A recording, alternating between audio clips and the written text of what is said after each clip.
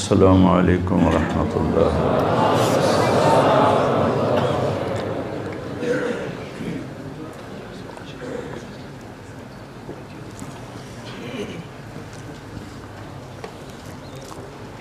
بسم اللہ الرحمن الرحیم، والصلاة والسلام علی رسولہ الکریم وعلی آلہ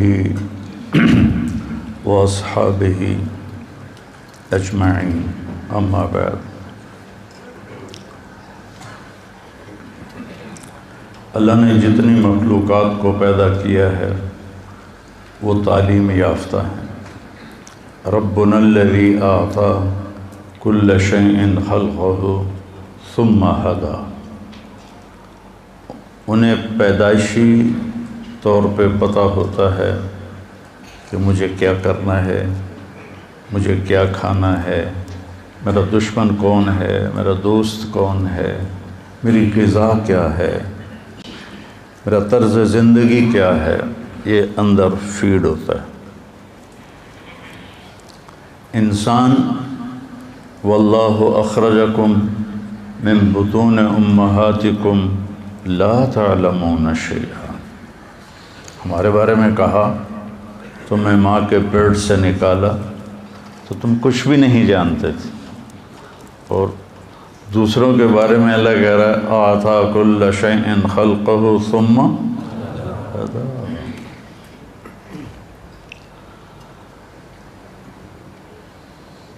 کتا دوڑتا ہوا آئے گا نا، سامنے پانی کو دیکھ کے رفتار نہیں روکے گا، دڑم چھلانگ لگائے گا کہ اس کے اندر فیڈ ہے کہ میں تیرنا جانتا ہوں۔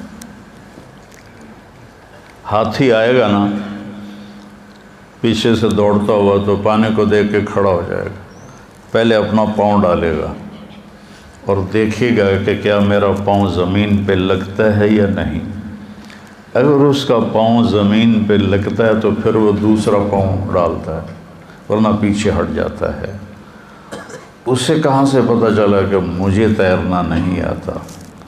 ایسی بے شمار مثالیں کائنات میں آپ دیکھیں۔ پرواز ہے دونوں کی اسی ایک فضا میں، کرگس کا جہاں اور ہے شاہین کا جہاں اور، کہ ایک ہی فضا میں گدھ بھی اڑتا ہے اور عقاب بھی۔ عقاب تازہ گوشت کھاتا ہے اور گدھ گلا سڑا بدبودار۔ یہ تماشا میں نے عملاً فعلاً کینیا کے جنگل مسائے مارا۔ 5000 کلومیٹر لمبا جنگل ہے وہ، 5000 کلومیٹر۔ تو اس کے اندر ہم گئے، ایک رات وہاں گزاری، وہاں ہوٹل بنے ہوئے ہیں بڑے بڑے۔ صبح ہمیں وہ لے کے نکلے، اس سے پہلے کئی چکر لگے، وہ نہیں وہ جو میں نے دیکھا کہ ایک طرف عقاب بوٹی نوچ رہا تھا اتنی سی تھی، اور ایک طرف گدھ ایک ڈھانچے کے اوپر سے ماس اتار رہا تھا۔ عقاب وہاں تھا اور گدھ یہاں تھا، اتنے فاصلے پر۔ تو اس وقت مجھے اقبال یاد آئے، کرگس کا جہاں اور ہے شاہین کا جہاں اور۔ تو عقاب کیوں نہیں سڑا ہوا گوشت کھاتا اور گدھ کیوں نہیں تازہ گوشت کھاتا؟ یہ میں آپ کو مثالیں دی ہیں۔ انسان جاہل ہے، اس سے کچھ نہیں پتا۔ میں نے اپنی آنکھوں سے کلپ دیکھا، ایک زرافہ نے بچہ دیا۔ کتنا بڑا ہوتا ہے زرافہ؟ تو جب ہم لینڈ کر رہے تھے مسائے مارا میں، جنگل کے اندر 6 ایئرپورٹ بنے ہوئے ہیں، 6 وہ کچے ہیں، اور ہر ایئرپورٹ کے ساتھ ہوٹل بنے ہوئے ہیں۔ تو ایک زرافہ سیدھا ہمارے جہاز کے سامنے کھڑا تھا، اڈی اچھی گردن ہوتی، میں کہ بیچنا ٹھوک جاوے۔ تو وہ خیر جہاز کی آواز سن کر وہ ادھر ہو گیا۔ تو میں نے دیکھا اس کی مادہ نے بچہ دیا، وہ کوئی 6 فٹ کی اونچائی سے گرتا ہے۔ وہ گرا اور تھوڑی دیر ایسے ایسے کرتا رہا اور پھر ایک دم اٹھا اور جا کے ماں کے تھنوں کے اوپر پہنچ گیا۔ یہ علم کہاں سے آیا پیدا ہوتے؟ تو انسان کی فطرت میں غلط اور صحیح دونوں ہیں، اور انسان کی موت کے بعد ایک زندگی ہے، وہاں بھی ایک خوفناک انجام ہے، ایک بہترین انجام ہے۔ یہ انسان اپنی طاقت سے نہیں سمجھ سکتا، تو اللہ نے 1,24,000 انبیاء کو بھیجا، اور سب سے آخر میں اللہ نے ہمارے نبی پاک صلی اللہ تعالی علیہ وسلم کو بھیجا۔ کوئی نبی چھوٹے خاندان میں پیدا نہیں ہوا، ہر نبی عالی شان خاندان میں پیدا ہوا۔ غربت امارت دونوں چلی، بادشاہت بھی چلی، لیکن کوئی نبی ایسا نہیں جو کسی چھوٹے خاندان میں پیدا ہوا۔ اور جب اللہ نے ہمارے نبی کو پیدا کرنے کا ارادہ کیا تو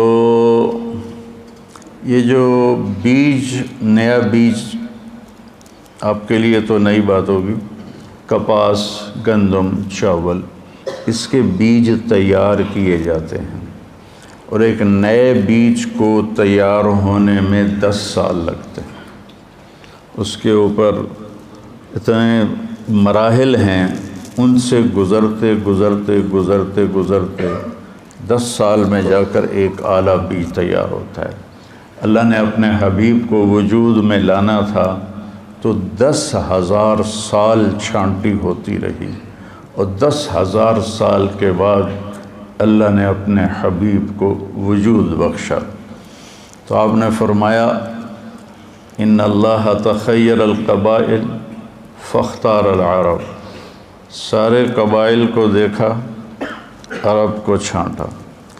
ثم تخیر العرب فاختار مضر، پھر سارے عرب کی چھانٹی کی، اس سے بھی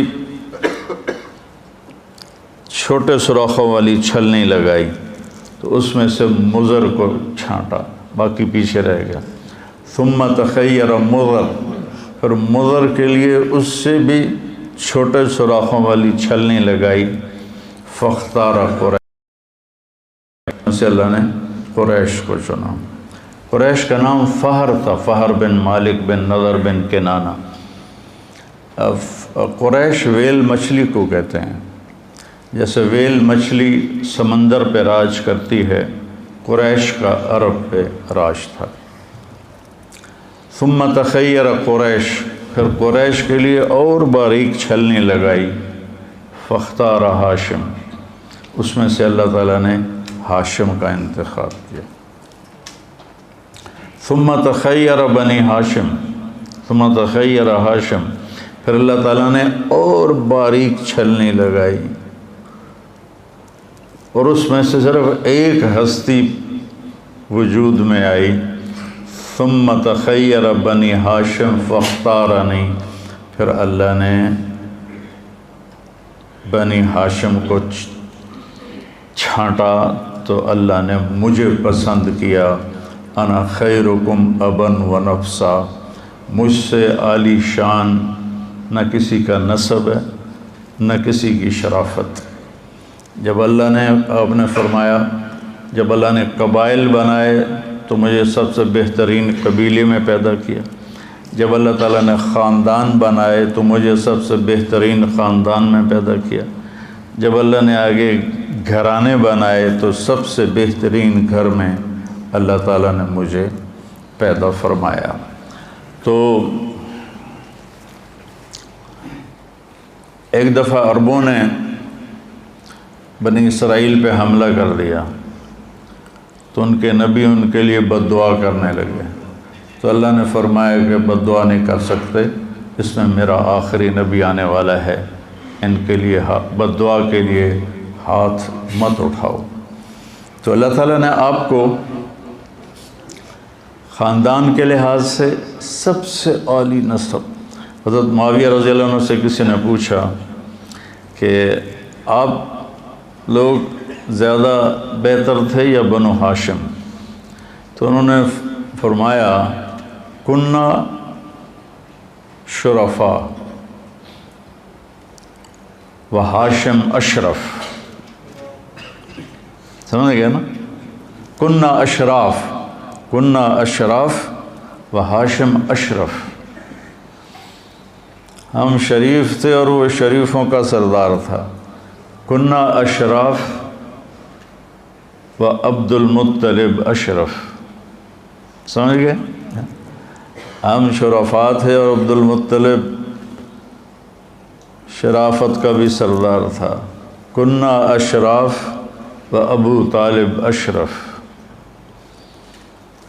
ہم شرفاء تھے، ابو طالب شرافت کے انتہا پر تھے.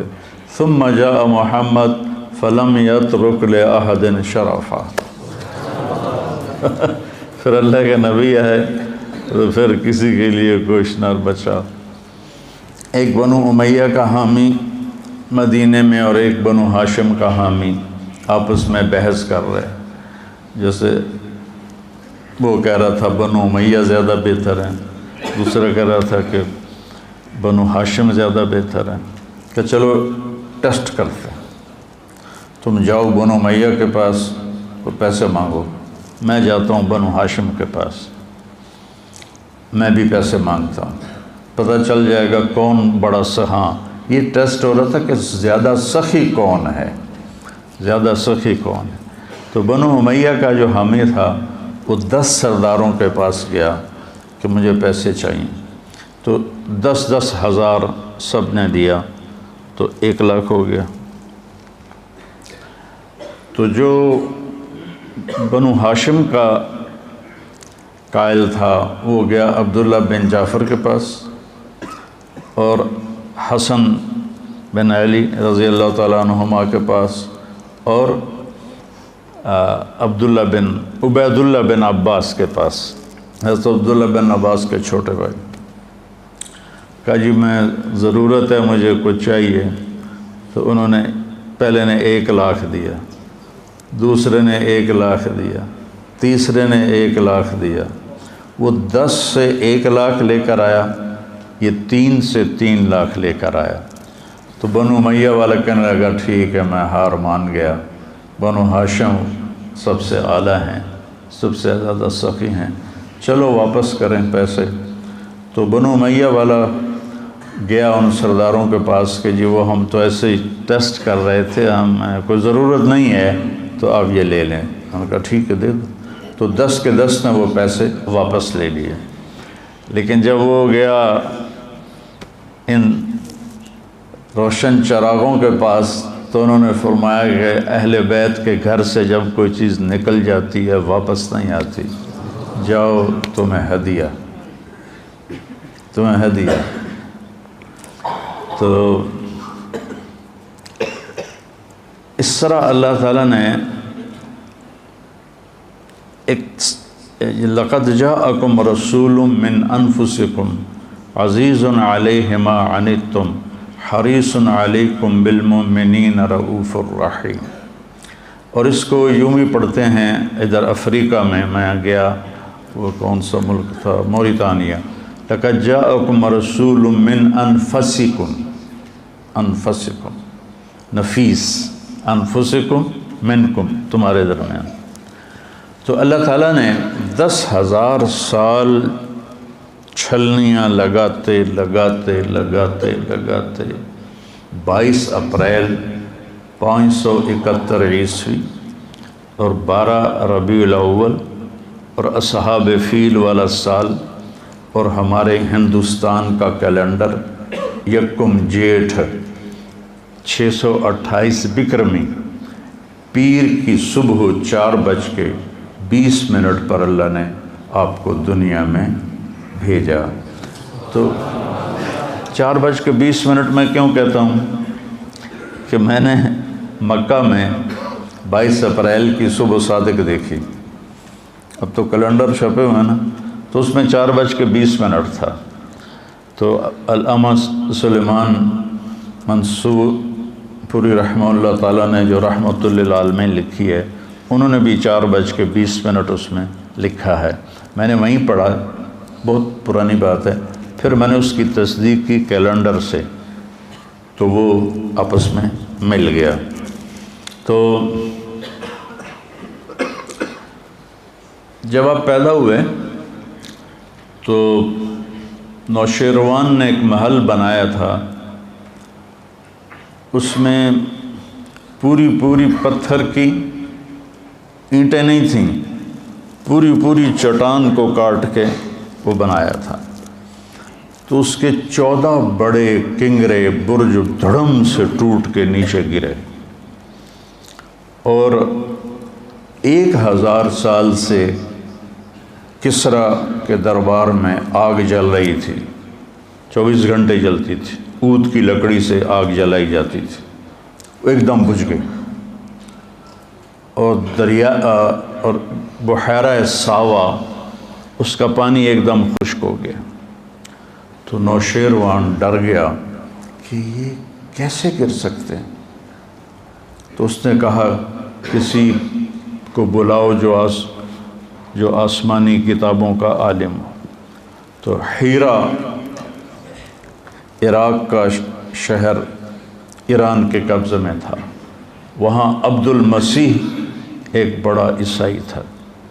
جب ہیرا کا محاصرہ ہوا، وہ باتوں سے باتیں جڑ جاتی ہیں، تو حضرت خالد بن ولید امیر تھے،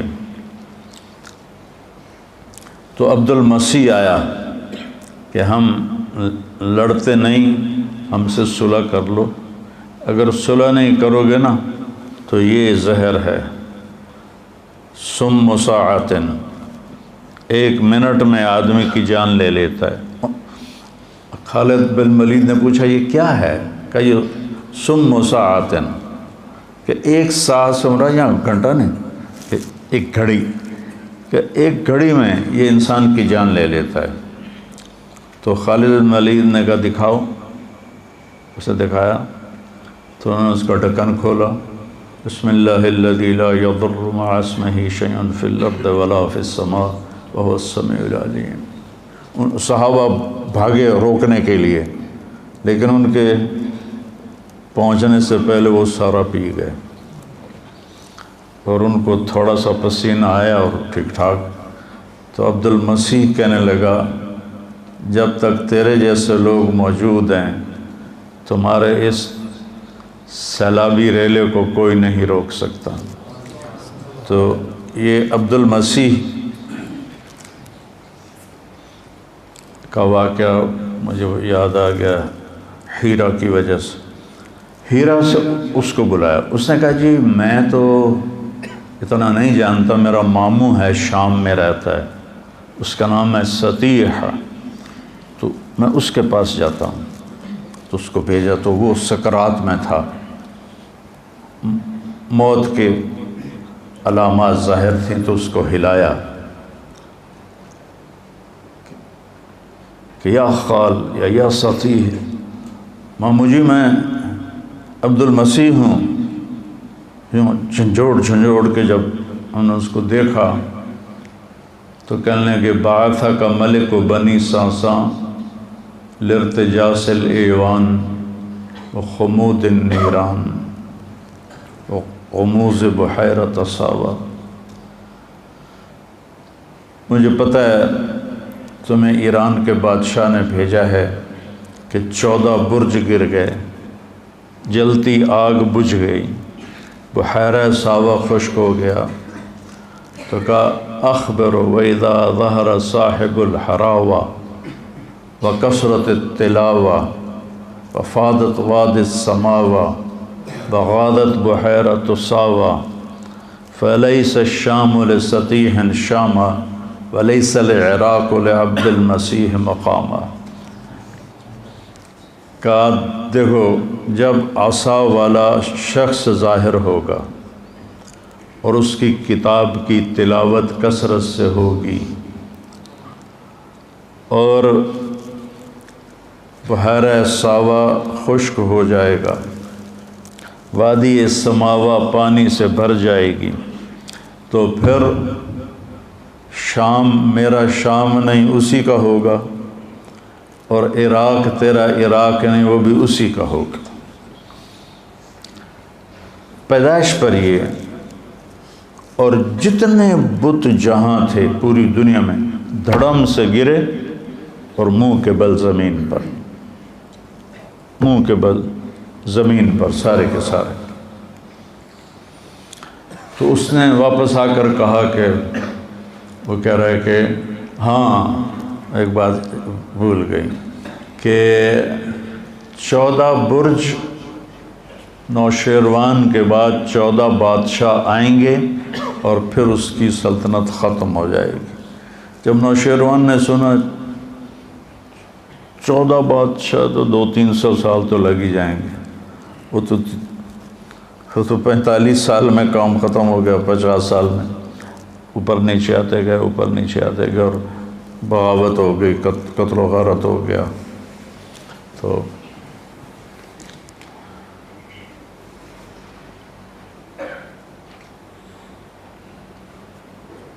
جب آپ پیدا ہوئے تو بچے کے ساتھ گندگی ماں کے پیٹ سے نکلتی ہے، تو ایک قطرہ گندگی کا باہر نہیں نکلا۔ بچے کے جسم پر گندگی ہوتی ہے، ایک ذرہ گندگی کا نہیں تھا، جیسے کسی نے غسل دیا ہو اور غسل کر کے باہر بھیجا ہو۔ ہم ختنہ باہر بچے کا جب پیدا ہوتا ہے کرواتے ہیں، آپ ختنے سمیت ماں کے پیٹ سے باہر آئے، پھر آپ کی بچے کی یہ ناف ماں کی آنت سے جڑی ہوتی، اس کو باہر آ کر کاٹتے ہیں۔ ولدہ مختونا مقطوع السرہ، آپ کی ناف ماں کی آنت سے پیٹ سے ہی جدا تھی، اور آپ کا ختنہ ماں کے پیٹ سے ہوا تھا، اور پورے کمرے میں خوشبو پھیل گئی۔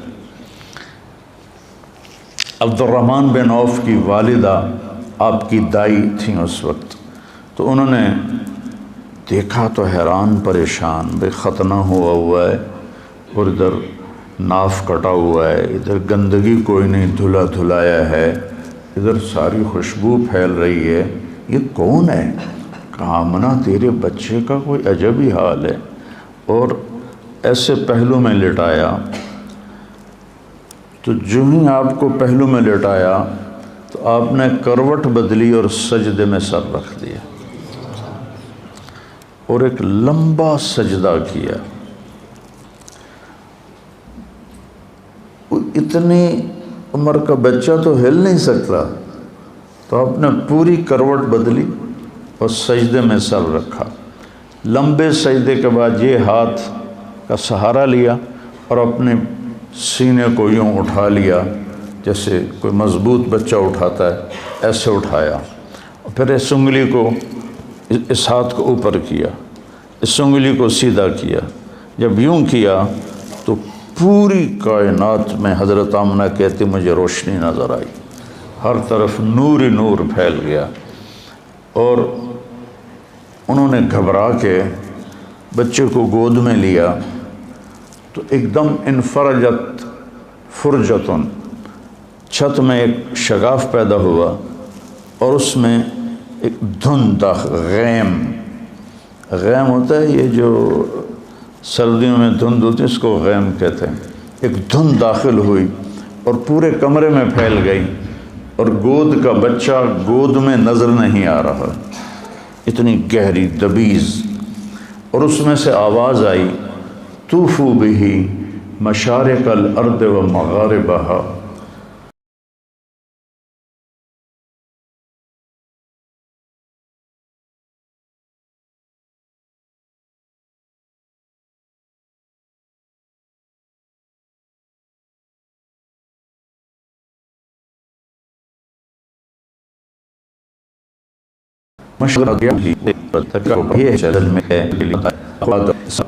اور شیش کی معرفت دو، وشجاعت نوح، اور نوح علیہ السلام کی شجاعت دو، وخلت ابراہیم، ابراہیم علیہ السلام کی دوستی دو، واستسلام اسماعیل، اسماعیل علیہ السلام کی قربانی دو، وفصاحت صالح، صالح علیہ السلام کی فصاحت دو، وحکمت لوط، اور لوط علیہ السلام کی حکمت دو، وحب دانیال، اور دانیال علیہ السلام کی محبت دو، وہ شدت موسیٰ، اور موسیٰ علیہ السلام والی شدت دو، و جہاد یوشع، یوشع علیہ السلام والا جہاد دو، و طاعت یونس، یونس علیہ السلام کی اطاعت دو، و لحن داود، اور داؤد علیہ السلام کی مٹھاس دو، میٹھا وہ آپ کی جو لحن تھا لحن داودی وہ دو،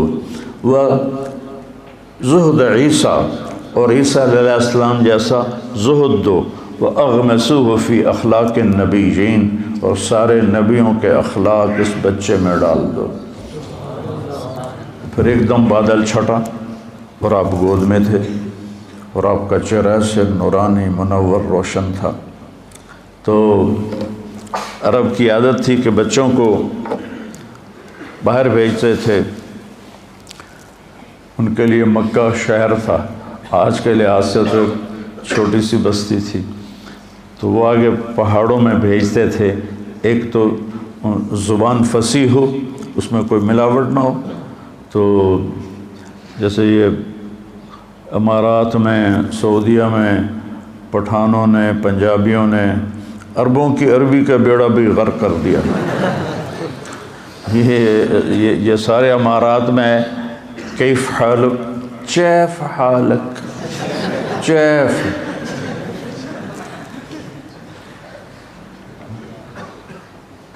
تو وہ کتنے سال مسلسل جاتا رہا، امشی سیدھا، عرب کہتے ہیں، عرب امشی سیدھا۔ شکر ہے نسوار کی عادت نہیں پڑی ان کو۔ اور جو مصری ہیں یہ کاف کو حمزے میں تبدیل کر دیتے ہیں اور جیم کو گاف میں تبدیل کر دیتے ہیں۔ مصریوں کی جماعت تھی، وہ قریب میوات کے گاؤں میں گئی، اس وقت میوات تھا، اب تو سب شہر بن گئے۔ تو وہ بیان میں مصر کا بیان تھا، وہ جنت کو بولے تو کہے الگنہ، الگنہ یرزقنا الگنہ، جو بھی اس کا مضمون تھا جنت کو کئی دفعہ دہرایا۔ تو سامنے دیہاتی بیٹھے تھے، اگلے دن صبح ایک میواتی گنے کی پنڈ اٹھا کے لایا اور کہنے لگا جی یہ رات کو شیخ کہہ رہے تھے گنا چاہیے، گنا چاہیے، تو میں یہ لے کر آیا ہوں۔ تو یہ تمہارے شیخ کے ملک والے نمشو کو کہتے ہیں، نمشو، دیالو، دیالو، پتہ نہیں دیالو کا کیا مطلب ہے۔ تو اس لیے ایک تو اللہ نے یہ واحد ملک ہے جس میں دریا کوئی نہیں، اتنا بڑا ملک دنیا میں واحد ارض الحجاز ہے، 3 طرف سمندر ہونے کے باوجود دریا کوئی نہیں، اور پہاڑوں کی بناوٹ ایسی ہے کہ مونسون ہوائیں ٹکرا کے واپس لوٹ جاتی ہیں، بارش نہیں ہوتی۔ یہ گویا کہ آخری نبی کے لیے زمین تیار کی جا رہی ہے، اِنَّا سَنُلْقِي عَلَيْكَ قَوْلًا ثَقِيلًا، تو اس کے لیے تیار تو ہونا پڑے گا نا۔ جیسے یہ پہلوان ویٹ اٹھانے کے لیے پھر طاقت لگاتے آگے بڑھتے ہیں، تو ماحول ایسا دیا گیا جس میں مشقت کے سوا کچھ نہ تھا۔ تو قبیلہ بنو سعد سے آئیں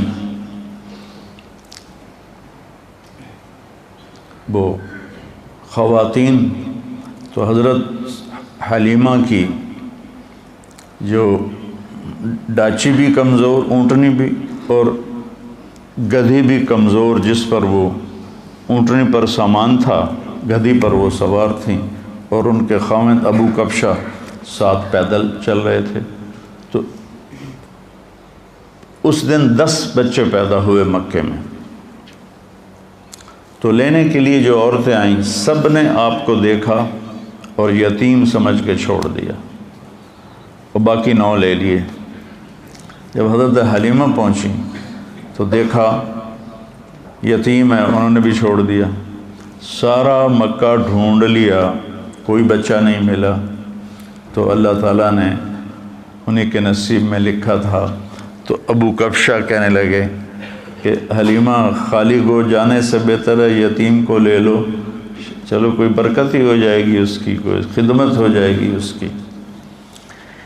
ایک تو جس سال آپ پیدا ہوئے پوری دنیا میں جہاں انسانیت آباد تھی، اللہ نے ہر ماں کو بیٹا دیا، بیٹی نہیں، ساری دنیا سب کے بیٹے ہوئے، سب کو اللہ نے بیٹے دیے۔ اور دادا نے آپ کا نام رکھا محمد، جس کی تعریف کی جائے۔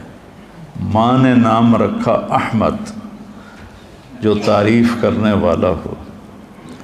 ماں کا نام آمنہ، جو امن کی علامت۔ والد کا نام عبداللہ، جو عبدیت کی علامت۔ خاندان کا نام ہاشم، ہاشم کا نام عامر تھا۔ ہاشم اس لیے کہتے ہیں، روٹی کو چورا کر کے نا سالن میں، یہ ڈیرہ اسماعیل خان والے صوبت کہتے ہیں، صوبت، وہ پرات میں ہے کوئی ڈیرہ اسماعیل خان کا کہتے ہو نا، ہاں، تو وہ سرید بن جاتا ہے شوربے میں، روٹیاں بھگو کے توڑ کے اور گوشت۔ تو سب سے پہلے حضرت ہاشم نے حاجیوں کو اس طرح کھانا کھلانا شروع کیا، تو ان کا نام ہاشم پڑ گیا۔ تو خاندانی نام ہاشم، کھانا کھلانے والے۔ دودھ پلانے والی کا نام حلیمہ، حلم، اخلاق۔ اور دودھ پلانے والی کا خاندان سعد، بنو سعد، سعادت۔ جب حلیمہ نے ارادہ کر لیا کہ میں یتیم لیتی ہوں، تو ان کے دادا نے ان کو بلایا کہ تمہارا نام کیا ہے؟ تو میرا نام حلیمہ ہے۔ کہا جاء الحلم، فال لی، حلم آ گیا۔ تمہارا قبیلہ کون سا ہے؟ تو انہوں نے کہا جی بنو سعد۔ تو انہوں نے کہا سعید عمرنا، انہوں نے اس سے فال لی۔ تو ایک بیٹا اور تھا، حضرت آمنہ کی چھاتیاں خشک تھیں، جو ہی آپ کو گود میں لیا چھاتیاں دودھ سے بھر گئیں، دودھ رسنے لگا۔ تو انہوں نے آپ کو ایک طرف سے دودھ پلایا، جب دوسری طرف سے پلانے لگے تو آپ نے منہ بند کر لیا کہ ایک بیٹا دودھ پیتا، ان کا اپنا بھی تھا، تو آپ نے اس کا حصہ چھوڑ دیا۔ اور ہمارے یہاں قبضہ مافیا بنے ہوئے، جو لوگوں کی زمینیں ہڑپ کر رہے ہیں، گھر ہڑپ کر رہے ہیں، یہ کیا جواب دیں گے اللہ تعالیٰ کو؟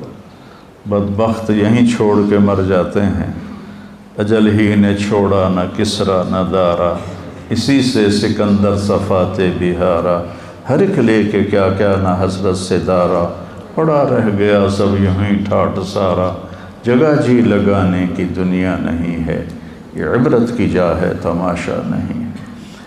آپ ابھی اپنے شعور میں نہیں ہیں اور اپنے بھائی کا حصہ چھوڑ دیا۔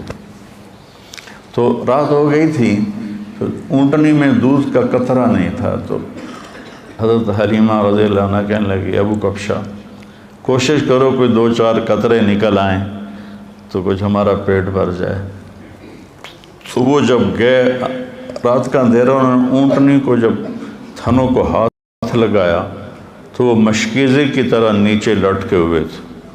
تو ایک گلاس کیا، پورا برتن انہوں نے دودھ سے بھر لیا۔ تو جب لے کر آئے تو حلیمہ کہنے لگی یہ کہاں سے؟ کہا اونٹنی سے۔ کہا نہیں، یہ اس کی برکت سے۔ دونوں نے پیٹ بھر کے پیا۔ صبح جب چلنے لگے تو حضرت حلیمہ نے آپ کو گود میں لے کر اس پر گدی پر سوار ہوئے، تو ایک دم گدی نے منہ موڑا اور حرم شریف کی طرف منہ کر کے یوں سجدے میں سر جھکایا، یوں پھر سر اٹھایا اور پھر یوں سجدے میں سر اپنا لے گیا، پھر سر اٹھایا اور پھر یوں سجدے میں دے کے اللہ کا شکر ادا کرتے ہوئے 24 گھنٹے پہلے ان کے قافلے کی عورتیں روانہ ہو چکی تھیں۔ واپسی پر ان کی گدھی کی رفتار ایسی تیز ہوئی اور اونٹنی کی کہ 24 گھنٹے کا فاصلہ بھی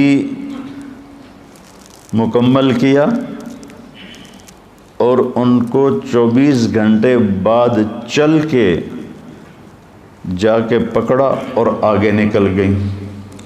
تو عورتیں کہنے لگیں کہ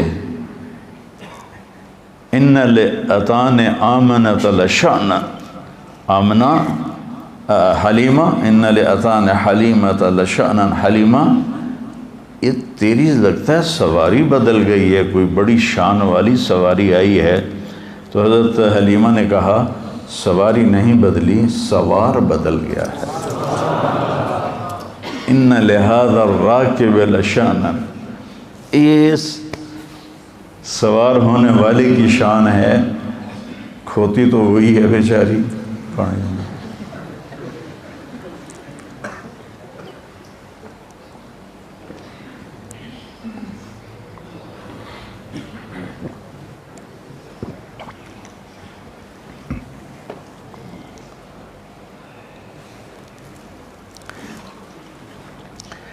لقد جاءکم رسول من انفسکم،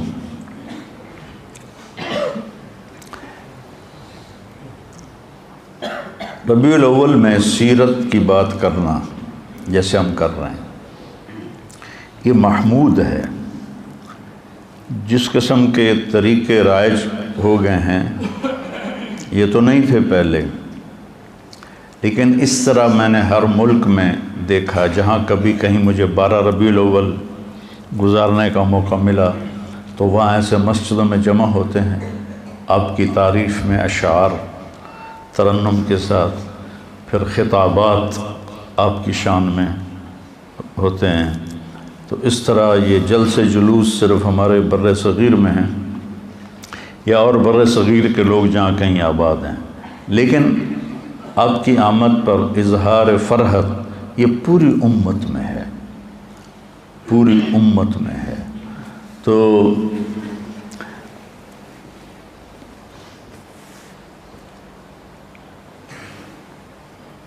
بارہ بجے تک مجھے بات کرنی ہے، میں کیا کر چونکہ میرا سر ساتھ پھر دینا چھوڑ دے گا، تو میں یہ ان صرف 2 لفظوں کا آپ کو بتانا چاہتا ہوں۔ من انفسکم،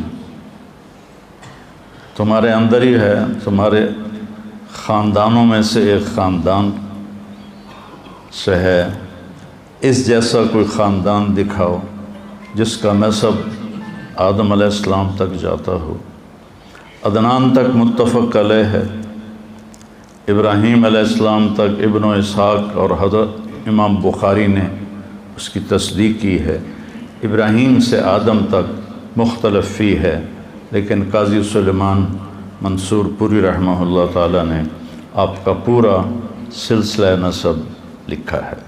اور الرحیق المختوم 1975 میں جس نے اول درجہ حاصل کیا تھا اس میں بھی آپ کا نسب نامہ لکھا ہوا ہے، اور جس نیت سے میں نے یاد کیا وہ میں آپ کو سناتا رہتا ہوں۔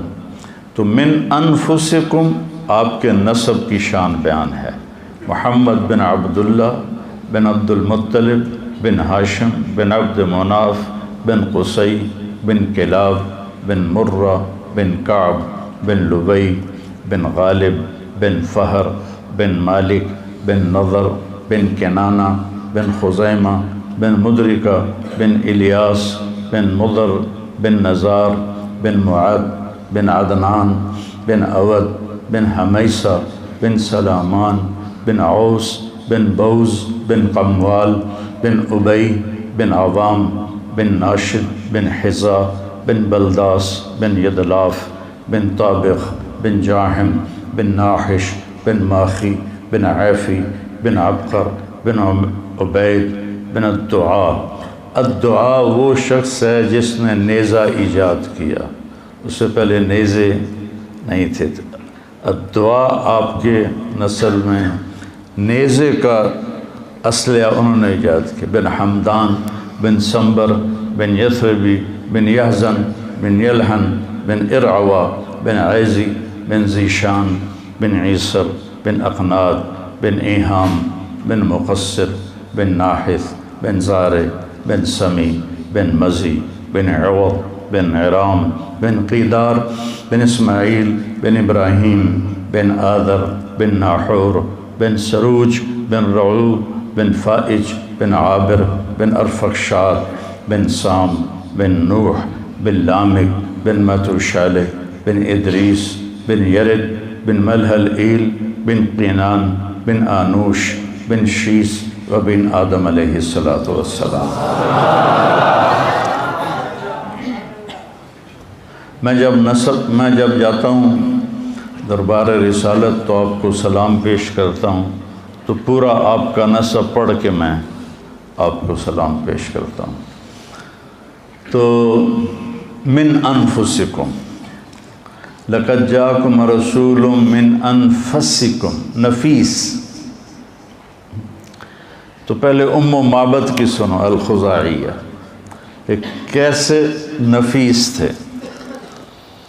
رأیت رجلا ظاہر الوضاء ابلج الوجه حسن الخلق لم تعبه ثجلة ولم تزر به سعلة وسيم قصيم في عينيه دعج في أشفاره وطف في صوته سحل في لحيته كثاثة في عنقه سطع إن تكلم علاه البهاء وإن سكت علاه الوقار۔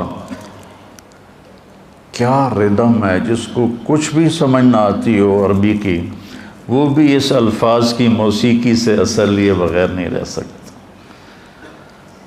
تو ظاہر الوضاء کا میں ترجمہ کیا کرتا ہوں کہ ابو معبد مجھے یوں لگا جیسے 14ویں کا چاند ہی کپڑے پہن کے زمین پہ آ گیا، ایسے حسین، ابلج الوجه، ایسے روشن چمکتا چہرہ، حسن الخلق، سر سے لے کر پاؤں تک حسن آپ کا غلام تھا، پیٹ نکلا ہوا نہیں تھا کہ برا لگے۔ اور مولوی کا پیٹ نکل آئے نا تو اس کو سزا دینی چاہیے۔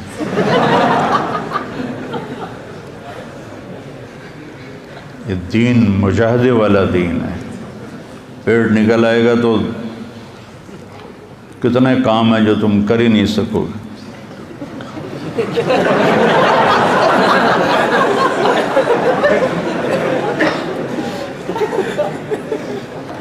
اور نہ آپ اتنے کمزور تھے کہ بے روب ہو جائیں۔ وسیم قسیم، وسیم اسے کہتے ہیں جس کو دیکھنے سے آنکھ نہ بھرے، جتنی دفعہ دیکھو اتنی دفعہ دیکھنے کا شوق بڑھے۔ یہ چیز دنیا کے کسی حسن میں نہیں ہے۔ 1 دفعہ 2 دفعہ 3 دفعہ 10 دفعہ پھر دلچسپی ماند پڑ جاتی ہے، پھر ختم ہو جاتی ہے۔ کائنات میں ایک ہستی ایسی آئے وسیم کہ جن کو دیکھنے سے جی نہیں بھرتا تھا، جی چاہتا تھا اور دیکھوں اور دیکھوں اور دیکھوں۔ قسیم، سر سے لے کر پاؤں تک ہر جسم کا عضو جب حسین ہو تو اس کو قسیم کہتے ہیں۔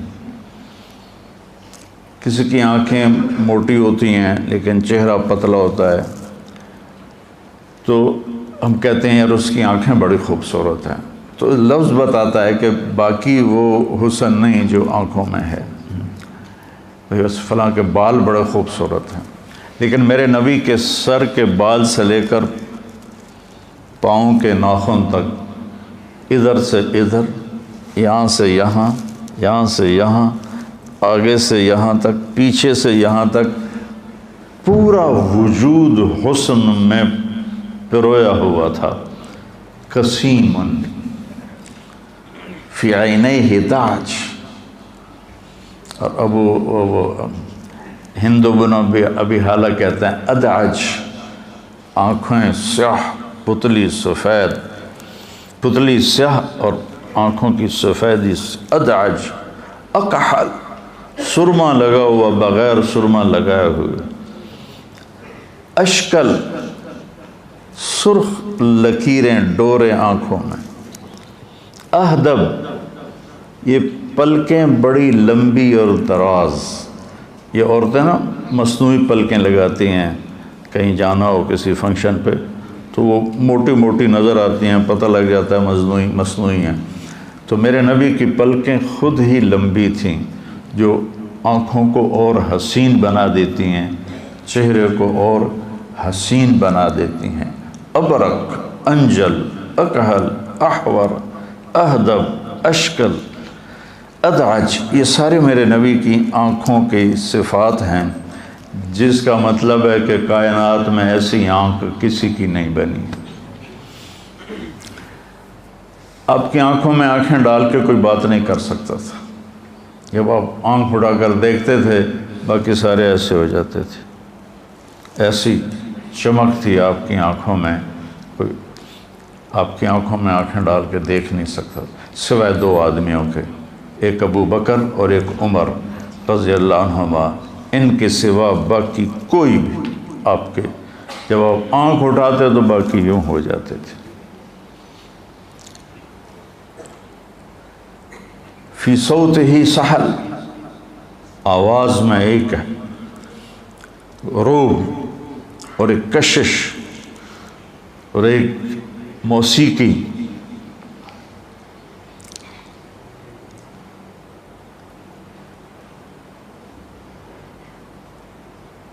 طفیل دوسی جب مکے میں آئے تو ان سے کہا گیا ایک جادوگر ہے، اس کی سننا نہیں ورنہ اثر ہو جاتا ہے.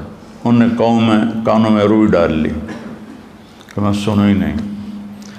تو وہ طواف کر رہے تھے تو آپ نماز پڑھ رہے تھے تو نظر پڑی چہرے پر، تو کہنے لگے یہ کون ہے؟ وسیم، آنکھ کھنچتی کہ وہی ہے جادوگر.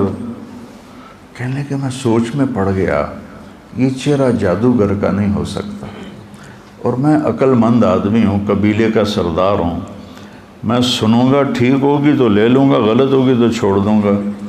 تو طواف سے فارغ ہو کر آئے تو آپ نماز سے فارغ تھے، آ کر بیٹھنے لگے، کانوں سے روئی نکالی.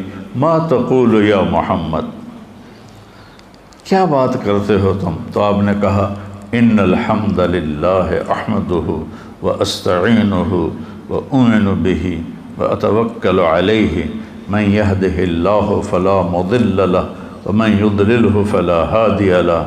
تو ان پر لرزہ طاری ہو گیا کہ اعد فقد بلغنا قاموس البحر، تیرے چند جملوں نے ساتوں سمندر پی لیے ہیں، دوبارہ تو سناؤ. آپ نے پھر سنایا تو انہوں نے کلمہ پڑھ لیا.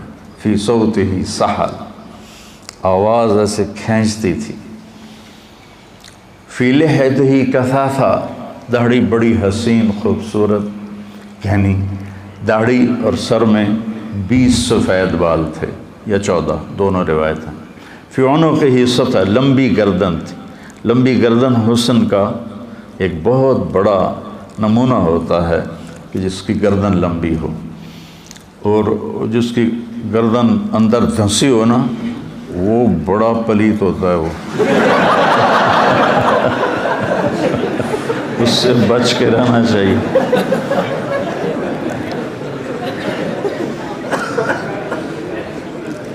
تو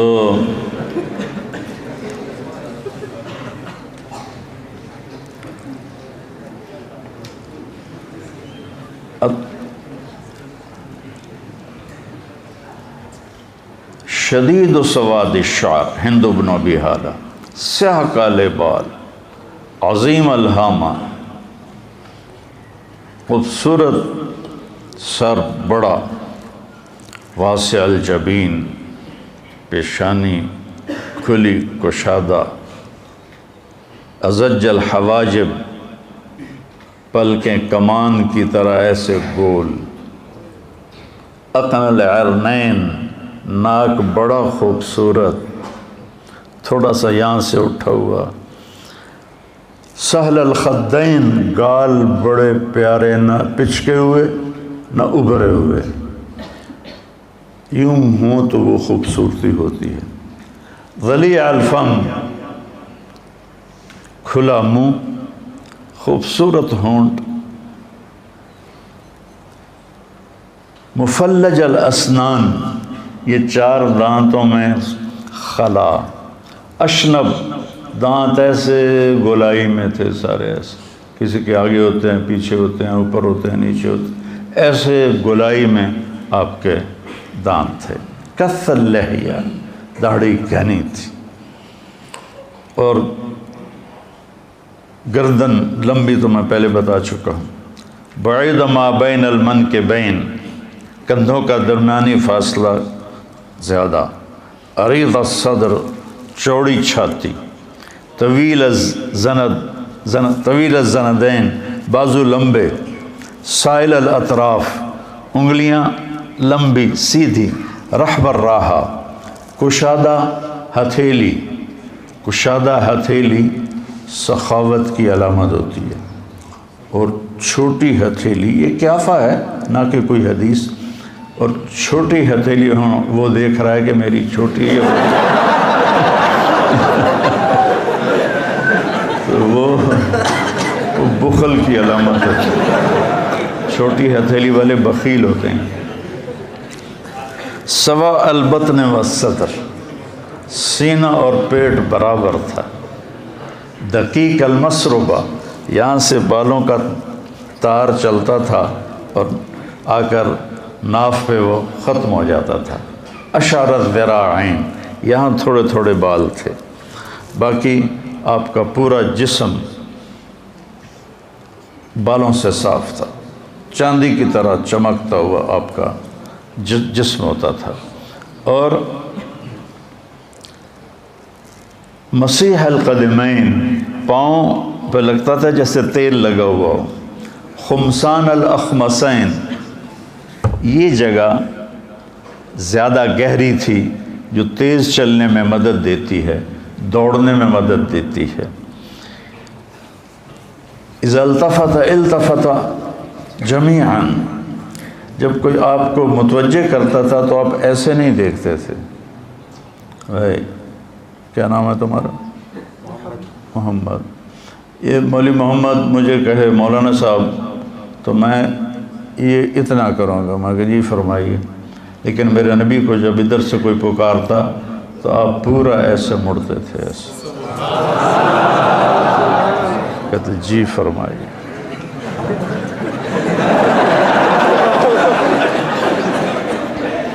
ادھر سے کوئی پکارتا تھا تو آپ دیکھو اپنے نبی کی مشقت، آپ پورا اس کی طرف ایسے مڑتے تھے اور پھر کہتے تھے جی فرمائیے، اور آپ قدم چھوٹے اٹھاتے تھے، لمبے لمبے قدم اٹھانے سے چال بے روب ہو جاتی ہے، چھوٹے قدم اٹھاتے تھے اور ان میں تیزی ہوتی تھی، آپ چلتے تھے صحابہ پیچھے دوڑتے تھے، آپ کی چال میں اتنی تیزی تھی، تو من انفسکم، کون بیان کر سکتا ہے نبی کی صفات کو، جیسے اللہ ناقابل بیان ہستی ہے، میرا نبی بھی ناقابل بیان ہستی ہے، کون آپ کی صفات کو بیان کر سکتا ہے کہ اللہ نے اپنی پسند کا بنایا، وہ ہے نا وَأَحْسَنَ مِنْكَ لَمْ تَرَ قَطُّ عَيْنِي وَأَجْمَلَ مِنْكَ لَمْ تَلِدِ النِّسَاءُ، حسن کہتے ہیں جسمانی خوبصورتی کو، اور جمال کہتے ہیں خاندانی شرافت کو، ہم دونوں کو مطلب خوبصورت لیتے ہیں، تو آپ دیکھیں چناؤ وَأَحْسَنَ مِنْكَ لَمْ تَرَ قَطُّ عَيْنِي، یہ چونکہ آنکھ سے نظر آتا ہے، ٹھیک ہے نا، تو یہاں آنکھ کا لفظ آیا۔ وَأَجْمَلَ مِنْكَ لَمْ تَلِدِ النِّسَاءُ، اور جمال کا تعلق نسب سے ہے تو وہاں کسی ماں نے تیرے جیسا جنا نہیں۔ خُلِقْتَ مُبَرَّأً مِنْ كُلِّ عَيْبٍ، آپ ہر عیب سے پاک پیدا ہوئے۔ كَأَنَّكَ قَدْ خُلِقْتَ كَمَا تَشَاءُ،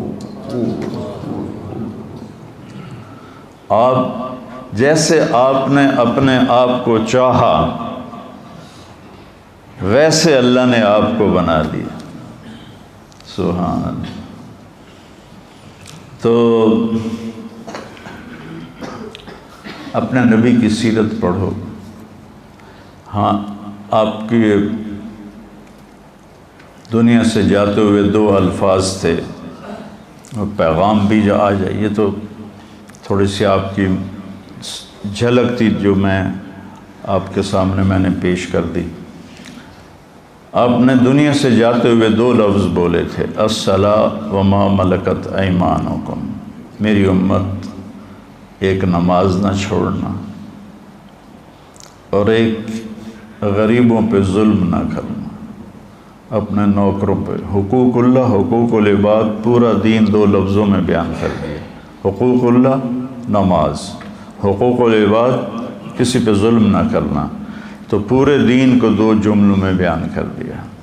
تو ایک نماز اپنے خوبصورت بناؤ، نماز کو نا بنا سنوار کے پڑھو، تو آہستہ آہستہ آہستہ آہستہ آہستہ اللہ تعالیٰ آپ کو نماز کی مٹھاس نصیب فرما دے گا۔ اس میں اللہ نے مٹھاس رکھی ہے، لذت رکھی ہے، حوائج ضروریات کا پورا ہونا اس میں اللہ تعالیٰ نے رکھا ہے۔ قم فصل فإن فی الصلاۃ شفاء۔ ابو ہریرہ، آپ نے فارسی کا ایک جملہ بولا ہوا ہے، ابو ہریرہ درد در شکم، پیٹ میں درد ہے؟ ان کا جی ہاں کا قم فصل فإن فی الصلاۃ شفاء۔ ہمارے بہت سے زیادہ جن کو بخار چڑھ جاتا ہے تو وہ انگریزی کا لفظ بھی نہیں بولتے کہ یہ کافروں کی زبان ہے، ہم نے نہیں بولنی۔ موبائل انہی کا ہاتھ میں ہوتا ہے لیکن زبان ان کی نہیں بولنی۔ ایسی احمقانہ حرکتیں ہیں۔ میرے نبی اس وقت فارسی سب سے بڑے طاقتور تھے، تو آپ ان کی زبان ہے، درد در شکم، قم فصل فإن فی الصلاۃ شفاء۔ تو بیٹا ایک ایک آپ نماز پڑھتے ہو، آپ نماز کو بنا کے پڑھو تو آپ کو اللہ اس کی حلاوت نصیب فرمائے گا۔ اور دوسرا میرے نبی نے فرمایا کسی پہ ظلم نہ کرو، کسی پہ زیادتی نہ کرو۔ 2 گناہ ایسے ہیں جن کی سزا دنیا میں شروع ہو جاتی ہے، ایک ظلم اور ایک ماں باپ کی نافرمانی۔ اس پر دنیا میں ہی پکڑ شروع ہو جاتی، آخرت کی آگے پکڑ ہے۔ دوسرا، سیرت کو پڑھو، سیرت سے جی لگاؤ۔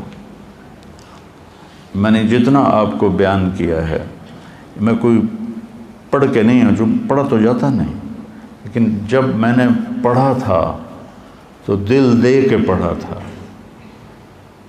تو مجھے پتہ بھی نہیں ہوتا اور کہاں کہاں سے چیزیں جڑ کے سامنے آ جاتی ہیں۔ سیرت کو پڑھو، آپ کو زندگی گزارنے کا پتہ چلے کہ زندگی گزارنی کیسے ہے۔ اور عبادات میں نماز پر کوشش کیا کرو کہ نماز خوبصورت بناؤ، نماز اچھی بناؤ۔ رائمنڈ میں بڑی شدت تھی،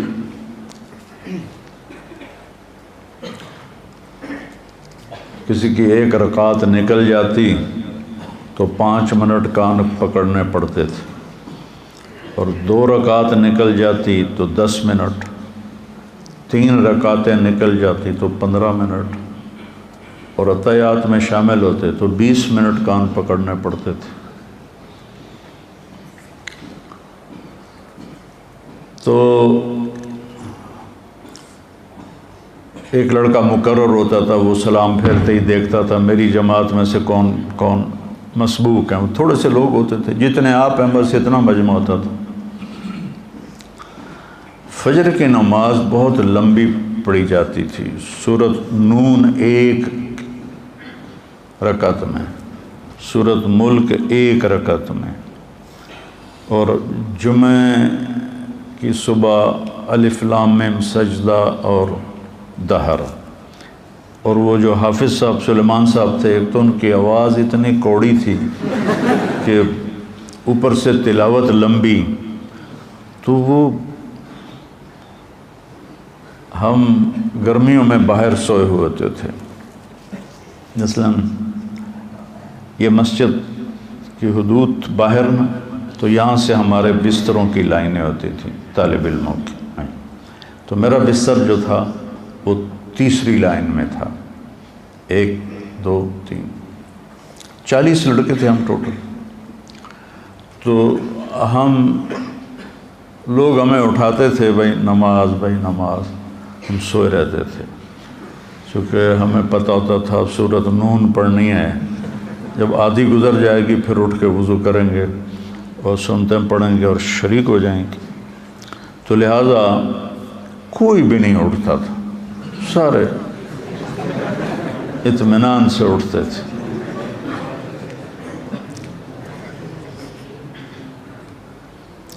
تو ایک دن ایسا ہوا کہ ہم حسب معمول سوئے ہوئے حافظ سلیمان کی سورت رحمۃ اللہ علیہ کی سورت فاتحہ سن رہے تھے، الضالین ایسے ان کی آواز، ایک دم آواز آئی الم نشرح لک صدرک۔ اب جو لگے کرنٹ اور سارے اٹھ کے بھاگے، اور اس دن پتہ چلا ترتیب واجب نہیں ہے، جڑی شے پہلے کرنی کر لو۔ جلدی میں نے پورے بازو ایسے اندر حوض میں ڈالے، منہ پہ چھٹا مارا، پھر دونوں پاؤں ڈالے، اور میں رکوع میں شریک ہو گیا۔ تو کوئی 8-10 لڑکے جو پھرتیلے تھے وہ کامیاب ہوئے، باقی سارے مسبوق ہو گئے۔ تو سب کی پیشی ہو گئی، تو مولانا ظاہر شاہ صاحب ہنس پڑے، کہنے لگے بزرگا ان کا تھا تکیہ، بزرگا یہ سمجھ رہے تھے کہ حافظ سلیمان سورۃ نون پڑھے گا، یہ آرام سے اٹھیں گے، پھر شریک ہو جائیں گے، آج ان کے ساتھ دھوکہ ہو گیا۔ اس نے الم نشرح پڑھ دی، چلو آج سب کو معاف کر دو، تو اس دن سب کی معافی ہو گئی۔ تو ایسے زبردستی سے نماز نہیں بنتی، اپنے ذوق سے نماز بناؤ، اور سیرت کو پڑھو اور قرآن کو پڑھو، تو انشاءاللہ آپ کی زندگی میں ایک بہار آئے گی۔ ٹھیک ہے، السلام علیکم۔